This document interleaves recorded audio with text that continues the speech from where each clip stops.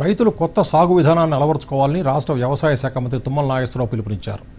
భారత పరిశ్రమల సమాఖ్య ఆధ్వర్యంలో హైదరాబాద్లోని ప్రొఫెసర్ జయశంకర్ వ్యవసాయ విశ్వవిద్యాలయంలో ఏర్పాటు చేసిన 3 రోజుల అగ్రిటెక్ ప్రదర్శనను మంత్రి ప్రారంభించారు. వ్యవసాయ విశ్వవిద్యాలయం ఆవరణలో ఏర్పాటు చేసిన పలు ఉత్పత్తుల స్టాళ్లను సందర్శించారు.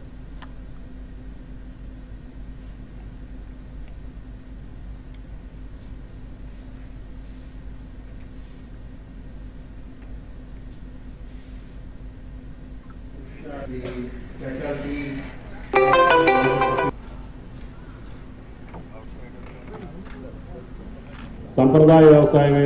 ఈ సందర్భంగా మంత్రి తుమ్మల నాగేశ్వరరావు మాట్లాడుతూ ఆధునిక విధానాల ద్వారా సాగుకు ప్రయత్నించాలని, మేలైన దిగుబడి సాధించాలని రైతులకు సూచించారు.